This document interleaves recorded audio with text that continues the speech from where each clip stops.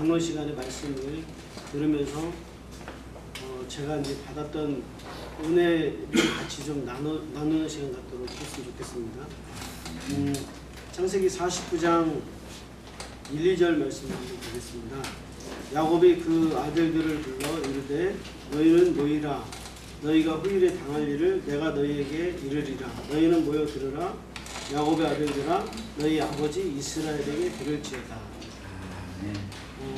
이제 오전에 이 말씀을 말씀하시면서 이제 여기에 야곱과 이스라엘이라고 하는 이름이 이렇게 달리 나오는 것은 아무 의미가 없이 이렇게 쓴 게 아니고 여기에는 영적인 의미가 있다 이렇게 말씀하셨는데, 이것은 이제 야곱이라고 하는 그 옛사람이 이스라엘이라고 하는 새 사람으로 어떻게 자기가 그 147세죠. 147세를 살면서 신앙의 그 과정을 하나님께서 인도하셨는가, 이런 생명의 체험을 야곱이 지금 그 12아들에게 이제 하고 있는 내용이다. 그래서 이 12아들이라고 하는 것은 그 아들들을 불렀다 이렇게 했는데, 이 12아들은 결국은 교회를 얘기하는 거고, 그리고 이 12아들은 이 교회라고 구체적으로 보면 교회고, 이것을 이제 다시 우리 개인에게를 축소하면 나 자신에게 하시는 얘기다. 이렇게 이제 받아들일 수가 있다고 이제 저는 깨닫게 됐고요. 말씀을 들으면서. 그리고 모이라라고 얘기한 것과 너희가 후일에 당할 일이다. 그래서 아까 이제 후일에 당할 일이라고 하는 것은 말세라고 이제 말씀하셨고, 말세라는 것은 일반적으로 종교계에서 얘기하는 그런 말세가 아니라 우리 주님이 오신 날로부터 이제 이어져가는 천년왕국이 오기까지 교회 시대가 계속 전개되어지는 그 생명의 일궈져가는 과정을 얘기하는 것이다 라고 해서 교회에게 이 얘기를 후일에 관한 이야기라고 하는 것은 결국은 이 12아들이 당할 사후사에 대한 이 일을 얘기했지만, 개인적으로 얘기를 하면 야곱이 이스라엘로 성장해가고 겪었었던 생명의 체험을 얘기하는 거고, 내 자신이 또 그와 동일하게 야곱이 이스라엘로 갔던 그 믿음의 길을 가게 될 일에 대해서 지금 이 49장은 이야기를 하고 있다. 이런 영적인 이야기라는 거에 써주셨고, 이것을 들을 때는 듣는 장소가 어디냐면 모이라 이렇게 얘기를 했기 때문에 교회를 통해서 들어야 된다.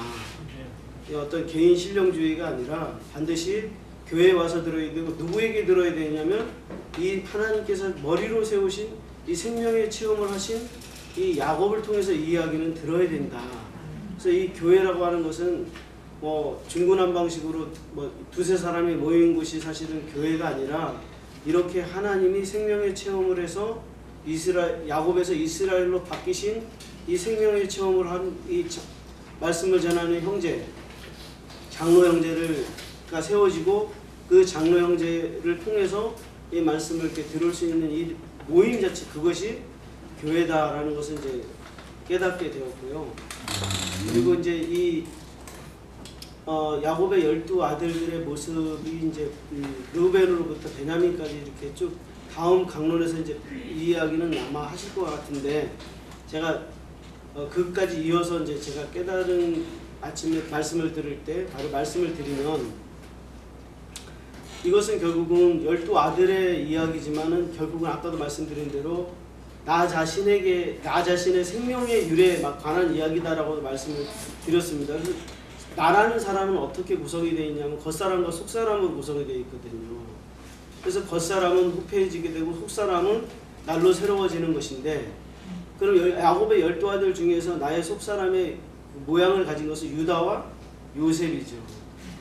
그래서 그 나의 속사람이 이제 야곱 같은 경우에도 보면 야곱이라고 했던 그 사람이 속사람이 다시 죄사함을 받았지만, 이 죄사함을 받은 데서 그치지 않고 이기는 자 장성한 분량까지 나간 것이 이제 이스라엘이듯이, 유다가 요셉으로 나가고, 이것은 다시 경륜적으로는 이스라엘의 구원과 이방인의 구원을 보여주는 상이다.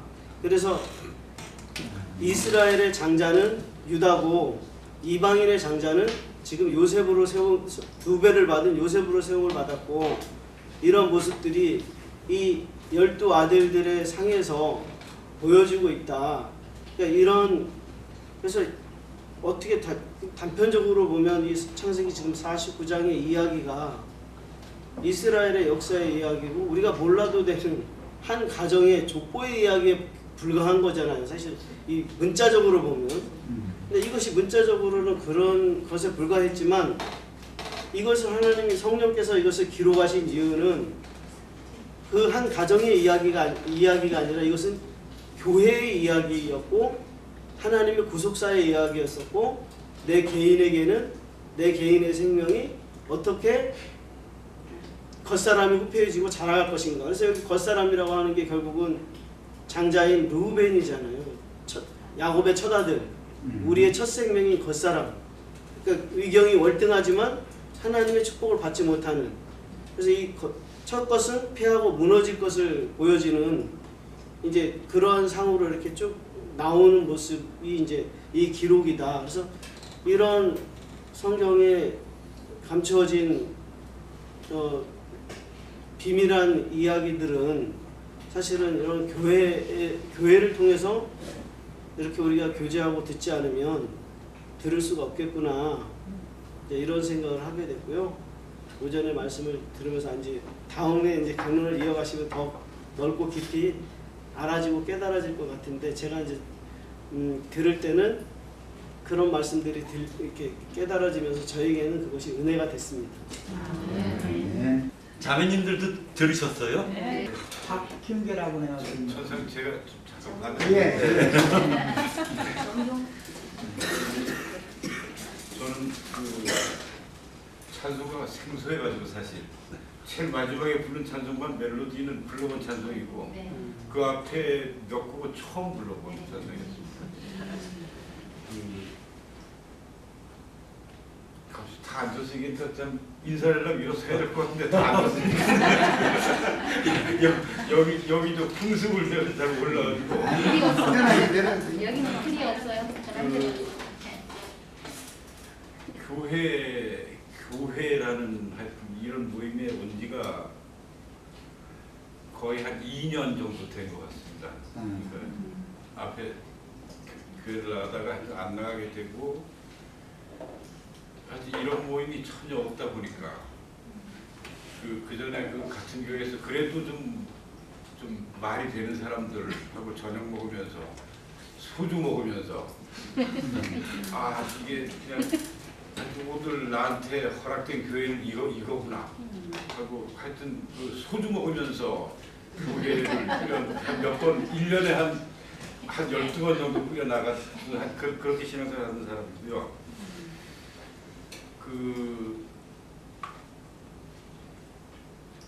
한 2년 정도 지나면서 뭐 교회다, 뭐 예배다, 무슨 뭐 헌금이다, 축도다, 무슨 교제다, 이런 단어들이 하도 싫어졌어요. 그러니까 다 가짜 같고 다 허울 뿐이고,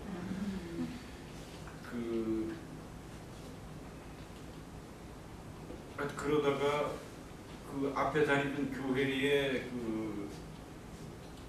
무슨 성경을 놓고 얘기하는 친구가 딱 한 명이 있었어요. 딱 한 명이 있었는데 상황을 잘 모르겠는데 하여튼 그 앞에 같은 교회 같이 나갔던 분인데 그 두 분이 뭐 지난주에 아마 만났나 봐요. 그래서 만나서 이 교회 얘기를 하면서 얘기를 들으면서 생각하기를, 야 이거 형님이 말하던 바로 그 교회가 여기 있었네. 그래가지고 하여튼 오늘 오게 됐습니다. 하여튼 우선은 좋네요. 우선은 그 긴 사설을 다 말하려면 제가 마이크를 한 5시간 빼서도 시간이 짧을 텐데, 하여튼 간단히 말씀을 드리면, 우선 개국장 놀이 안 하니까 좋고,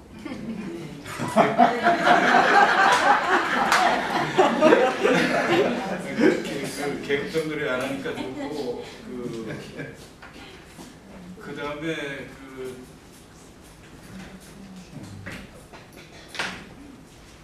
제일 중요하게 생각해요. 결국은 성경을 통해서 믿는 거잖아요. 좀 저희 집에도 성경을 잘 안 읽는 권사가 한 분 계시거든요. 우리 집에.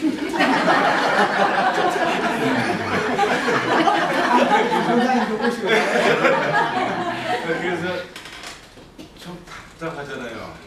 뭐 하여간 뭘 좀 통했으면 좋겠는데 근데 그게 어쨌거나 그런 현상이 소위 기존의 그 교회 생활이 우리한테 누적시켜 준 거잖아요. 그게. 그래서 하여튼 성경 중심으로 모이는 만남이 그렇게 반갑고 그 다음에 그 말씀해 주신 우리 나영님한테는 그 교회 다닐 때 저는 이런 경험도 했어요. 그 교회를 2년 안 나갈 때 작년 그 소위 사순절 기간 때 22일 새벽 기도회 한다고 해서 한번 갔어요. 내가. 근데 저 사극이 나도 배고프니까. 하여튼 내가 잘났어. 내가 오라 하면서도 하여튼 사람이 그립잖아요. 그래서 갔어요. 갔는데 사순절 기간에 첫 7일을 22일 새벽 기도를 했는데 첫 7일을 새벽 기도 설교를 했는데 난 예수라는 말을 들어보지 못했어요. 예수라는 말을 그냥 복타령을 하는 거지 그냥. 그러니까 이 마케팅을 하는 거지 그냥 손님 그러는데 그래서 이제 안 갔어요. 그러다 말았는데 인용하는 성경도 다 구약만 가지고 했단 말이죠. 구약만 가지고 했는데 사순절 기간임에도 불구하고 근데 구약만 가지고 설교를 했는데 그 구약을 그런 그 생각을 많이 했는데 구약을 얘기하면서 구약에서 끝나면 그게 유대교잖아요. 저희 교회가 아니고 회당이 돼버리는 거잖아요. 그러니까 그 구약을 읽더라도 예수와의 관계, 신약적 의미로 자기가 수용이 돼야 진짜 자기가 크리스찬이잖아요. 근데 이 신약적 의미를 이렇게 풍성하게 좀 담아내시는 걸 보고 지금 마음이 오늘 너무 기뻐요. 너무 기쁘고 아무튼 하여튼 제가 이 마음속에 느끼는 이 기쁨이 제 어떤 욕심이나 어떤 소위 인간의 지식이나 육정으로 기뻐하는 게 아니고 제 안에 말씀이 기뻐하는 거기를 제가 바라고 또 하여튼 이 기쁨이 오늘 인용하신 말씀을 인용을 하자면 물에 끓음 같지 않기를 그렇게 되길 원합니다. 반갑습니다. 이에 대하여 하면 내가 아버지께 가니 너희가 다시 나를 보지 못하니요. 이 말씀이 잘 이해가 됩니까? 의에 대해서 말씀을 하는데 내가 아버지에게 가는 것이 무다라고 이야기하잖아요, 그죠? 이게 말씀이 잘 이해되시는지 모르겠어요. 우선 이 말씀을 증거하기 전에 오늘 오전에 형제님의 어떤 증거 내용을 가만히 보면 이제 사자성어로 이제 보면 한 3개 정도가 생각이 나요. 이제 타산지석이란 말을 하죠, 그죠, 우리가. 그래서 이제 이 타산지석은 뭐냐면 나무 산에 나는 돌, 그러니까 나로서는 별 가치가 없는 돌이 나의 산에서 나는 옥을 갈 때는 그 남의 돌, 값어치 없는 돌을 가지고 와서 갈아야지만이 내 옥돌이 돌이 된다 해가지고 타산지석 거기에서 나온 말이에요. 그러니까 그런 것처럼 오늘 12지파에 대한 어떤 축복을 이어가는 그런 말씀인데 앞서 이제 세 아들 장자 루벤과 시몬과 레이에 대한 어떤 그런 증거가 이어지는데 축복이 이어지는데 그 축복의 내용 보면은 거의 저주에 가깝잖아요. 그런데 이제 그것이 우리가 타산지석으로 삼으면 또 반면교사죠. 이거는 반면교사는 남의 잘못된 걸 내가 이제 보면서 이제 나에게 이제 교훈이 되면 그게 반면교사고, 타산지석은 다른 것들 남의 것에서 좋은 것을 장점을 이렇게 보려고 하는 것이 이제 타산지석이에요. 그리고 그 시몬과 레이가 뭐 서로 뭐 형제라고 하는데 유유상종이라는 말. 네. 저는 이렇게 한 세 개의 어떤 거는 그 사자성으로 정리가 되는 것 같아요. 그런데 이제 이런 그 야곱이 이스라엘이 돼가지고 그 자기 아들에 대한 이런 축복을 하는 내용을 보면 사실은 야곱이 이스라엘이 되는 거는 그 구원의 완성이다 이런 생각이 들어요. 그래서 이제 이 구원의 완성, 구원의 실제가 뭐냐 이런 것들을 우리가 좀 애매하잖아요. 애매한데 뭐 이런 예를 들어볼게요. 그러니까 우리가 세상 속된 사람이었을 때는 내가 신앙을 하든 하나님을 따르든 예수를 뭐 이렇게 예배하든 이 모든 행위가 나의 원함을 이루기 위해서 했어요. 그죠? 나의 원함을 이루기 위해서 했는데 지금 이스라엘의 인생은 야곱의 인생에서 이스라엘이 바뀐 인생은 뭐냐면 나의 원함이 아니고 하나님의 원함을 위해서 자기 자식들에게 축복과 저주를 공의 판단대로 이렇게 내리는 거거든요. 그래서 구원의 실제라는 것은 나의 원함이 하나님의 원함으로 바뀌었을 때 그것이 우리의 구원의 실제가 이루어진 것이 아닌가 어떤 이런 생각이 들어요. 그래서 이제 그런 사람들은 우리 뭐 성경에 보면 뭐 죄에 대해서 죽었다, 뭐 죄의 몸을 처리했다, 뭐라고 합니까? 멸하였다 이런 말을 하잖아요, 그죠?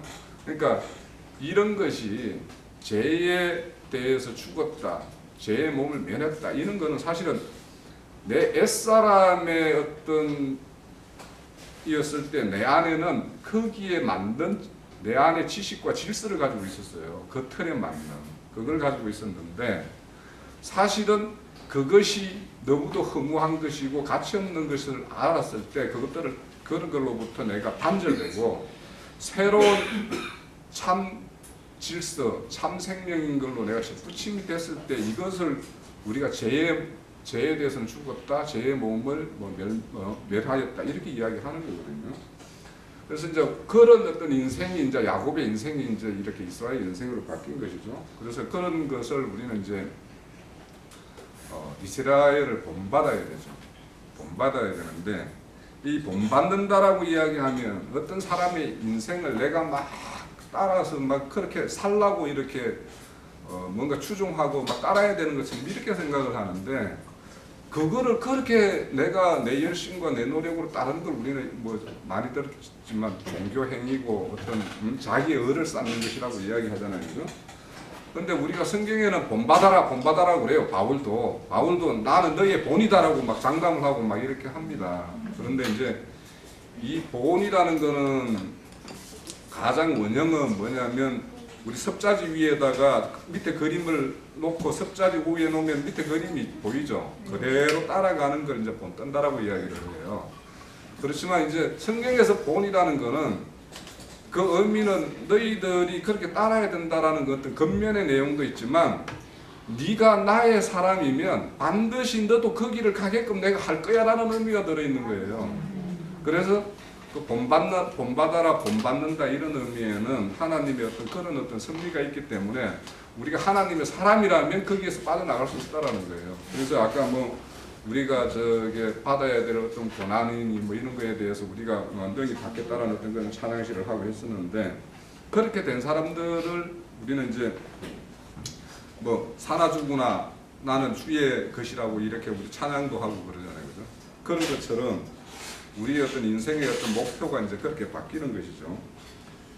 그렇게 하고 또 이제 우리 오늘 오전에 보면 레이 지파에 대해서 이제 지난 저 신명기하고 이게 딱 어떻게 그 축복이 있는 거에 대한 증거가 딱 맞아가지고 요즘에 참 그 이해도를 많이 그 우리가 높일 수가 있는데, 그런데 이제 레이지파는 사실은 그 상징성이 있죠. 왜냐하면 우리 하나님의 장자는 장자는 하나님에게 드리게끔 돼 있잖아요, 그렇죠? 그런데 그 드리게 된 그 대신을 그 직분을 행하는 게 레이거든요. 또 레이는 그 제사장 직분을 맡는데 그거는 우리의 영원한 어떤 구속을 이룰 대제사장이 모형으로 이제 우리에게 보여주는 면도 있어요. 그렇기 때문에 우리가 이제 하도 이제 형제님이 레이 지파에 대한 어떤 막 그런 거에 대해서 이제 요즘에 이제 그 레이 지파에 대해 그런 행색이 지금 우리 현 교회에서 행해지는 레이 지파라고 뭐 자부하는 사람들의 그 행색이 너무도 나쁘기 때문에 사실은 레이에 대해서 좀 한 측면이 이제 강조된 부분이 있는데, 사실은 레이 지파는 중요한 장자권에 대한 어떤 그런 우리의 어떤 장자의 어떤 대표를 상징하는 것이기 때문에 그런 레이 지파에 가지고 있는 그런 뭐 이중성에 대해서도 좀 우리가 좀 생각해 볼 부분이 있는 게 아닌가 싶고요. 궁극적으로 이제 오늘 그 저주와 축복을 이렇게 하는데, 우리가 받을 축복이라는 거는 그 스데반 집사가 그 돌 맞을 때 우리 인간의 생각으로 보면 하나님 그 돌을 막아줘야 되잖아요, 그죠? 그 돌 던지려고 모여 있는 사람은 흩어야 될 것이고, 흩어야 되는 거, 이런 것이 이제 사실 하나님의 축복인데, 하나님의 축복은 그 돌 맞게 해주고 그냥 내버려서 두거든요. 그런데 하나님이 지키심은 어떤 내용이냐면 스데반의 입에서 나오는 우리 인생들에게 그 원수된 자들에게 행하는 그 말에 있거든요. 그거를 끝까지 지켜주시는 하나님의 축복이라는 걸 우리는 또 이제 알 수가 있죠. 그래서 축복의 내용이라는 게 좀 우리가 타산지석할 것도 있고 반면교사할 것도 많다라는 생각이 들고요. 오늘 우리 말씀을 내가 저기 요한복음 그 16장 10절을 아까 그 같이 봤는데, 너에 대하여 하면 내가 아버지께 가니 너희가 다시 나를 보지 못함이라. 참 처음에 읽었을 때 참 이해가 안 돼서 왜 아버지께로 가는 것이 그 의에 대한 것인가. 그런데 제가 이거를 이제 그 최근에 저기 의에 대해서 증거를 좀 많이 했었어요. 교회는 하나님의 의와 선을 이루는 것이 교회이기 때문에 우리가 의에 대해서 정확한 이해를 가지자라고 이제 여러 번 말씀을 드렸었는데, 자, 이거 일단은 요한복음 16장 그 5절은 10절은 이렇게 읽었고요. 로마서 저게 1장 17절.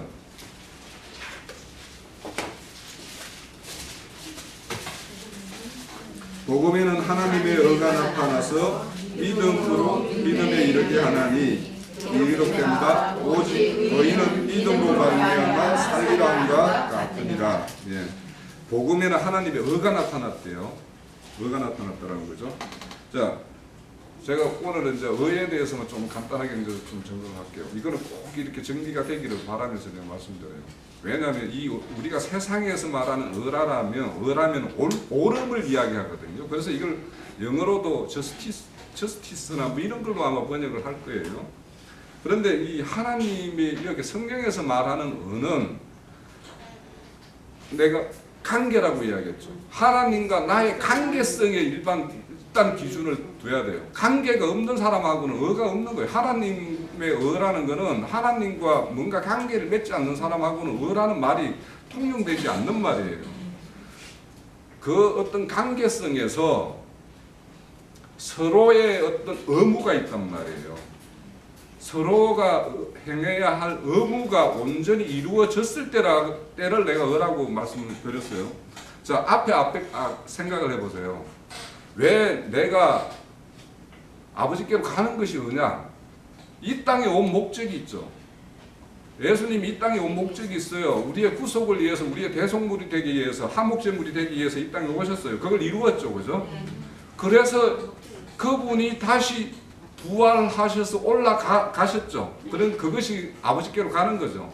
그러면 그분께서는 우리의 대속이 되어 주시고 또 그렇게 다 이루시고 하나님께로 올라가셨어요. 그러니까 그분이 아브라함에게 약속했던 너희들의 그 구원을, 언약을 다 성취했죠, 그죠? 그럼 하나님은 다 을을 다 이루고 가셨어요. 그 다음에 이제 그 관계의 그 하나님과 우리라고 그러는데, 우리의 의가 무엇이냐라는 걸 내가 몇 번 이야기를 했었어요. 우리의 의는 그분께서 이렇게 오셔서 이루었다라는 사실을 믿음으로 진짜 그걸 그렇구나 해서 내가 진짜 그것이 그분께서 나를 이렇게 대속하셨구나라는 걸 알고 믿음으로서 의가 되는 거라는 거예요. 그걸 우리 로마서에서는 로마서 1, 2장에서는 칭이라는 말을 하죠, 그죠? 그러니까 이거를 아까 이스라엘이 야복강에서 이스라엘하고 이름을 불릴 것이라고 말하면서 사실은 최종적으로 이스라엘이 된 거는 48장에 가가지고 축복을 할 수 있는 그때를 진짜 이스라엘이 되는 거 아닙니까? 그런 것처럼 우리의 의도, 그를 믿음으로서 칭의는 받았지만 우리의 의라는 게 있다라는 거예요. 이루어가는, 그러니까 하나님께서 우리를 이렇게 끌고 가가지고 그렇게 의가 될 때까지 하나님께서 우리를 이끌 것이다라는 것이 있단 말이에요. 그것이 뭐냐? 바울 사도가 뒤에 뭐 1장에도, 로마서 1장에도 그렇지만 뒤에 쭉 가는 게 뭐냐면, 나는 빚진 자다, 빚진 자다. 내가 하나님의 은혜와 긍휼을 알고 보니 내가 빚진 자네. 그래서 내가 그 빚진 것을, 그 복음을 알지 못하는 자에게 내가 복음을 증거하는 거, 그것이 여기 하나님의 의가 있다라는 거예요. 이게 저 1장 17절의 이 말씀이라는 게. 그래서 우리가 복음을 증거하지 않으면서 하나님의 의를 이야기한다라는 거는 뭔가 앞뒤가 안 맞는 말이라고 해요. 그러니까 우리가 하나님 앞에, 하나님과의 관계성에서 우리가 의를 온전히 실천을 하려면 이 복음에 대해서 내가 깨닫고 복음의 증거자가 되지 않는 한 그냥 이 우리가 입술에 발린 말일 수밖에 없다라는 걸 좀 이야기를 드리고 싶었어요. 했는데 원래는 창세기 6장에서 육체가 된 사람들을 하나님이 심히 버리고 떠나시면서, 그러나 그 노아와 그 자손들의 심판 날은 120년이 되리라 라고 한 데서부터 이제 시작이 돼가지고 선지자들이 그 말씀을 깨닫기를, 말세에는 모든 육체들에게 내 신을 다시 부어주겠다. 그건 이제 회복이죠. 그러니까 창세기에서는 떠나신 것이고, 선지자들은 120이라고 하는 그 암호의 숫자가 그 기간이 차면 반드시 하나님이 그 신을 부어주러 다시 오신다. 이게 재림, 그 메시아의 그 대망 사상이다 그러는데, 히브리서 1장 1절로 2절에 보면 이 모든 날이 마지막에 아들로 말씀하셨다. 옛적에는 선지자들을 통해서 말씀하셨지만, 히브리서 9장 26절로 28절은 중요하니까 찾아서 같이 읽어보겠습니다. 다 본인의 성경책이 표시를 가서 읽어봅니다. 자, 같이 또박또박 다 찾으셨죠? 읽습니다. 표시를 가서 읽습니다. 그리하면 그가 세상을 창조한 때부터 자주 고난을 할 것이로되 이제 자기를 단번에 불러오려 죄를 없이 하시려고 세상 끝에 나타나셨느니라. 세상 끝에 나타나셨느니라. 아까 창세기에서 내가 이후에 될 일들이다 그렇게 표현했는데, 그 용어로 하는 건 세상 끝이라고 신약에 표현해놨다 라고 말씀드렸어요. 더 읽어나갑니다. 그것은 사람에게 정해진 것이요 그 후에는 심판이 있으리니, 이와 같이 그리스도도 많은 사람의 죄를 담당하셨고 단번에 들이신 바 되셨고 구원에 이르게 위하여 죄와 상관없이 자기를 바라는 자들에게 두 번째 나타나시리라. 첫 번째 나타나셨을 때 이 모든 날의 마지막이 시작이 됐고, 그런데 두 번째 또 나타나실 것이다. 이제 그건 예언이죠. 그러니까 이 모든 날의 마지막이라는 것은 구약 시대가 종결됐다라는 말이고, 두 번째 나타날 것이다라는 건 교회 시대가 종결될 것이다라는 예언이다라는 말이에요.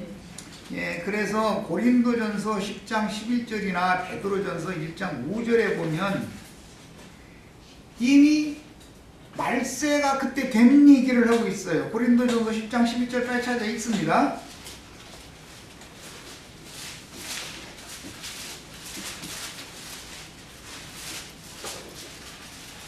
자, 읽습니다. 그들에게 일어난 이런 일은 본보기가 되고 또한 말세를 만난 우리를 깨우치기 위하여 기록되었느니라. 자, 구약시대에 광야에서 있었던 모든 일들은 말세를 만난 우리들, 신약시대에 있는 성도들을 위하여 그림자로 그렇게 기록을 해놓은 거다. 그러니까 말세라는 것은 이미 사도들이 살아있을 때 말세였죠. 그 다음에 디모데후서 3장 1절을 봅니다.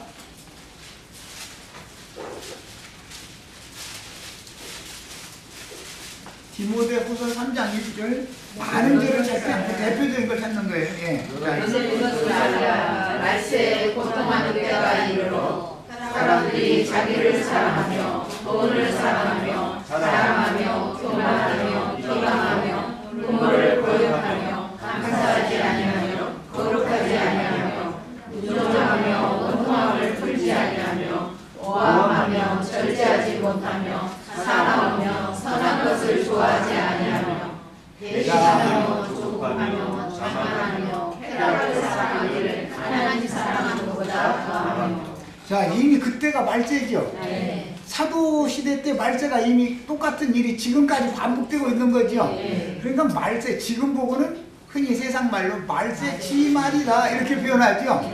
말세도 끝나간다 그런 표현이에요. 베드로후서 3장 3절을 베드로전서 1장 20절과 대조를 해서 먼저 베드로전서 1장 20절을 읽고 베드로후서 3장 3절을 읽어서 한번 대조를 해보겠습니다. 자, 찾아서 읽습니다. 너는 창세전부터 미리 알신 바가 있으나 이 말세에 너희를 위하여 나타내신 바 되었으니. 자, 예수님이 이 말세에 너희를 위하여 나타내셨다. 베드로 사도가 살아있을 때 이미 말세죠. 네. 예수님이 나타내셨죠. 네. 자, 베드로후서 3장 3절을 이제 대조해서 같이 읽어봅니다. 말세라는 개념을 정리를 확실하게 해드리려고 그러는 거예요. 너는 이것을 알지니 말세에 조롱하는 자들이 와서 자기의 정욕을 따라 행하며 조롱하며 주께서 강림하신다는 약속이 어디 있느냐. 자, 이렇게 하는 자들이 말세에 나타날 것이라죠. 여기 예언이죠. 네. 자, 그러니까 말세라는 것이 이미 지나간 말세가 있고 앞으로 올 말세가 있다라는 걸 성경이 지금 얘기하고 있죠. 네. 이런 것을 잘 정리하셔야 돼요. 세속교계에서 말세 그러면은 이 문제가 정리가 안 돼 있기 때문에 예수님이 말세에 오셔서 추수를 시작하셨죠. 네. 제자들이 또 추수를 이어서 받아서 했죠. 네. 지금 이 시대까지 매 세대마다 천국 농사를 지어서 추수는 계속되고 있죠. 네. 그런데 교계는 이 문제가 정리가 안 되다 보니까 여태까지 추수가 없다가 이제 갑자기 이만희가 나타나서 누구? 장기자도 그렇고 지난번에 꼭 인기.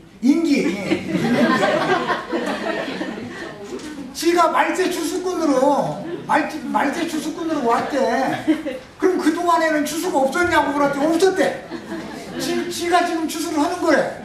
그럼 그동안에 사실은 구원받은 사람이 없다라는 말을 하는 말인데 집으로 지가 무슨 말을 하는지도 몰라가면서 그렇게 엉뚱한 사람들이 자꾸 나타나도 많은 사람들이 진리의 지식이 없다 보니까 맹신하고 쫓아간다 이런 말이야. 진리를 알면 그건 참 허황된 말이죠. 추수꾼들은 말세 예수님이 맨 먼저 추수를 시작하러 추수꾼으로 오셨고 계속 한 시대 동안에 그 충만의 수를 매 세대마다 동사해서 추수가 반복되고 있는 거예요.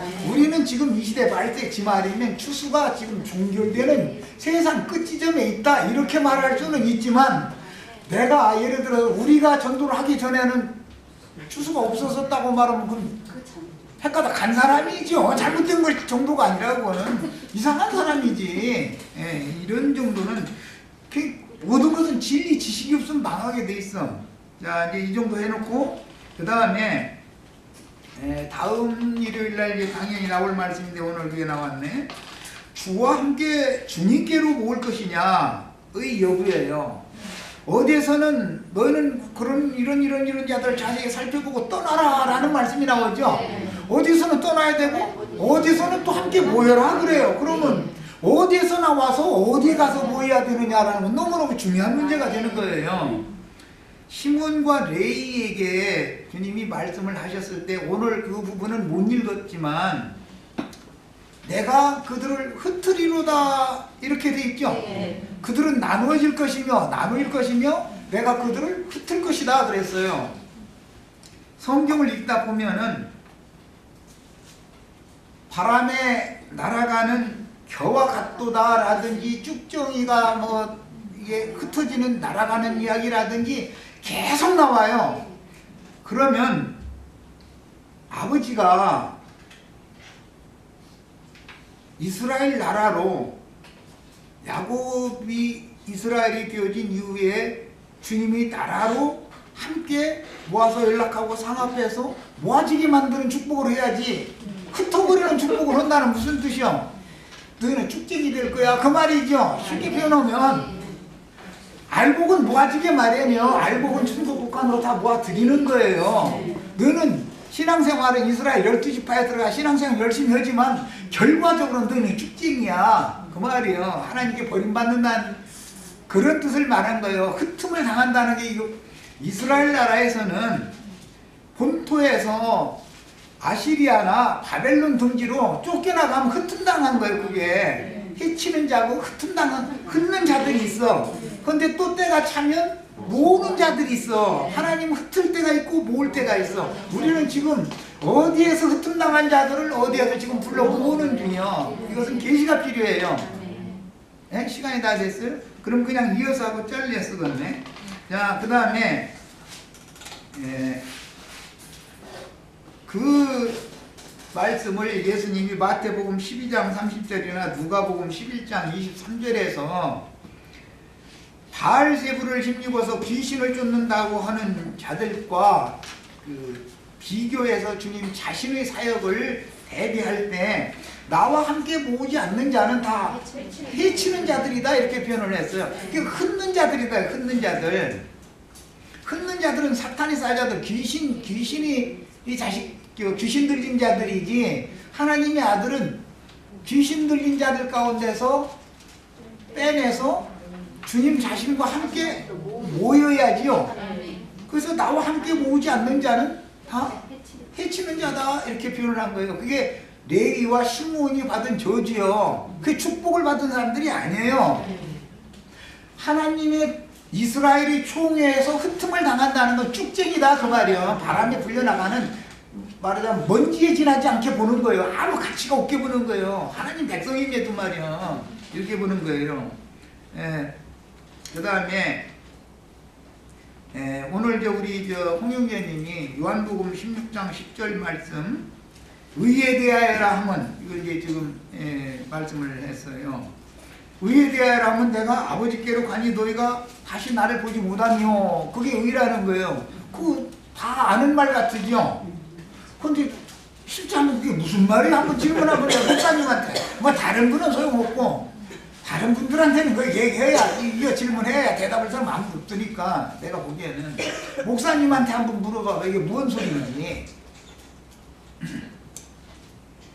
히브리서 11장 5절을 읽어보겠습니다. 길게 설명이 필요 없이 성경은 성경으로 증거를 스스로 해주기 때문에 사람의 말로 답을 하려고 할 필요가 없어요. 성경이 그냥 직설적인 답변이 다 성경에는 있어. 자, 히브리서 11장 5절 읽습니다.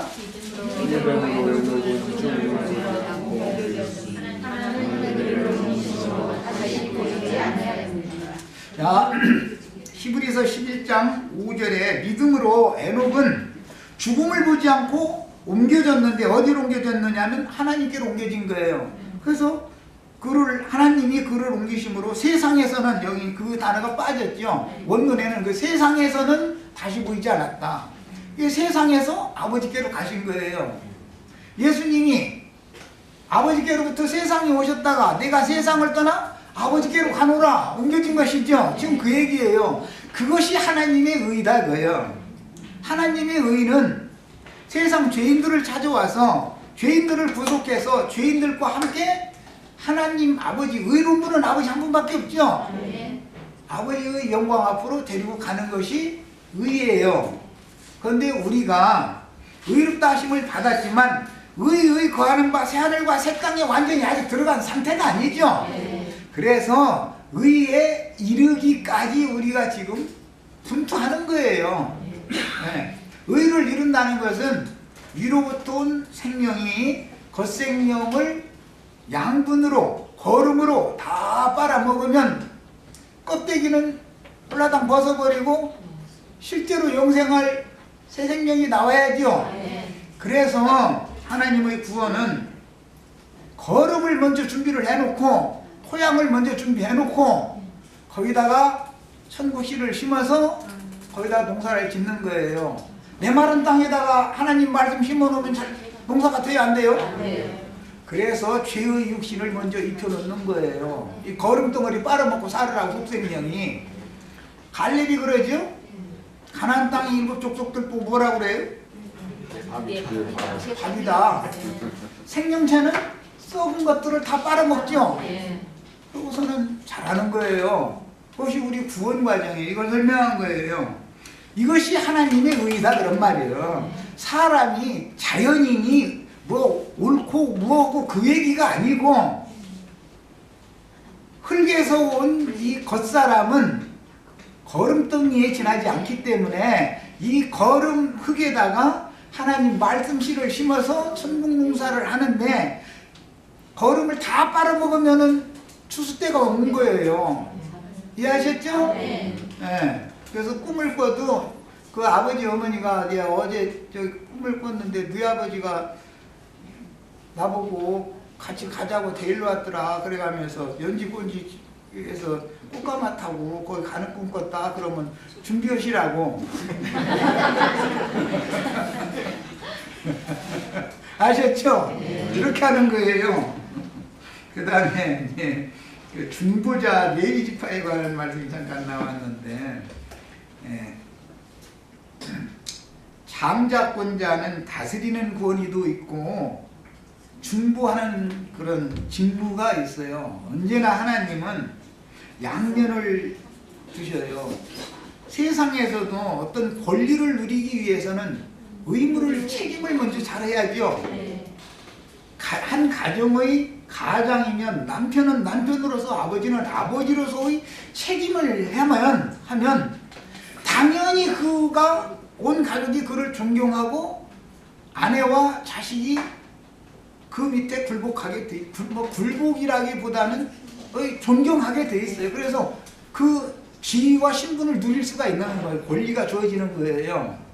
그래서 이제 성경에 다스린다라는 개념은 첫째는 공급하는 의미가 있고 그 다음에는 말을 안 들을 때는 치리하는 그 양면이 있어요. 성경에 이제 다스린다라는 개념은.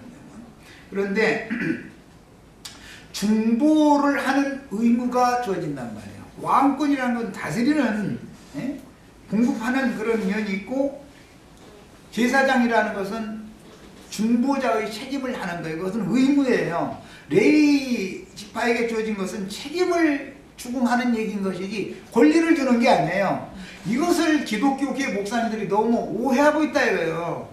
그것이 하나님이 맡긴 책임, 의무라는 말인 것이지 그것이 무슨 주의 권리가 아니단 말이에요. 내가 지금 뭔 얘기하는지 잘 아시겠어요? 성경 의도를 정확하게 알아야 돼. 그래서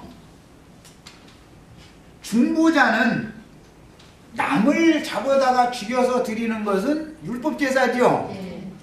내가 죽어야 되는데 짐승을 대신 죽이는 거예요. 그게 율법제도예요. 그러나 완전한 중보자는 예수님이 당신 자신을 드린단 말이야. 그래서 이것이 헤림 율법이다 그래요. 장자, 첫것, 만물, 첫수산 중에서 가장 좋은 것, 이스라엘의 장자는 내 것이다. 예, 구약성경 보면 이렇게 돼 있죠. 애국의 장자는 바로의 것이고 이스라엘의 장자는 여호와의 것이에요. 이게 무슨 뜻이냐? 첫 것이다. 이게 만물, 장자, 바다들은 내 것이니 교회할 수 없다. 물을 수도 없다. 그러면 하나님이 받으시는 제물이라는 건 죽여서 불살라서 드리는 거죠. 그런데 저는 빳빳이 살아가지고 주의 종을 몰라보고 이렇게 가면서 지가 내비 집하라고 그럼 맞아요 안 맞아요? 무슨 놈의 죄물이 고개를 막 이렇게 막 세우는 하나님 앞에 그런 죄물이 어디가 있어? 너무 성경의 기본 진리를 모르는 거예요 지금. 네, 성경 말하고자 하는 온전히 드려지는 만물 첫수산이라는 것은 무르거나 교기할 수가 없어요. 반드시 죽여서 바쳐야 되는 거예요. 성질 급해가지고 목사님이 성질 부리면 그 뇌지 반영. 죽은 사람이 뭐 성질이 나오고 말고. 그런데 나도 아직 거기까지 안 가가지고서 이제 그렇기는 하구만. 아니 누가 나부터도 이렇게 해야 되고 막 욕지거리에서 여기 와서 다 좋지 않은 소리만 자꾸 했으면은 처음에 한동안 참지만 조금 더 있다가 이제 그만해. 처음에 그러다가 나중에 아까 그 말하라고 했잖아 이렇게 나오죠. 그러고 그래도 더 하면 이게 막 한번 해보자는 거 막 이렇게 나오고. 그래서 교계에서 생각하는 그런 레위지파의 그 복음 전하는 자의 직무라는 것이 너무 안 맞는 생각을 갖고 있는 거예요. 레위지파에게는 책임을 맡겼다라는 말이지 권세를 누리라는 말이 아닌 거예요. 이걸 너무 오해하고 있어. 이것을 꼭 지적하고 싶고요. 그 다음에 네, 하나님의 여호와의 보좌는 여호와의 의에 기초한다 이렇게 다 이렇게 돼요. 우리가 영광 보좌에 막 함께 참여하고 막 거기에 같이 보좌들이 앉아서 막 오는 천년 동안 뭐 뭘 다스리고 이스라엘 12지파를 심판하고 이런 얘기하면은 중요한 것은 기독교인들은 막 사랑 은혜만을 강조하는데 하나님의 의가 빠지면은 사랑을 백날해도 다 껍데기가 소용없어. 그 사랑이 그게 진리의 사랑, 성령의 사랑이 아니란 말이야. 하나님은 당신 자신의 의를 세우기, 당신의 영광 보좌를 견고하게 세우기 위해서 죄인들을 사랑하셔서 그 자리에까지 올려다 놓는 얘기를 하는 것이지 하나님의 의가 배제된 사랑이라는 건 다 소용없는 짓 하는 거예요. 여기까지 해서 마치겠습니다.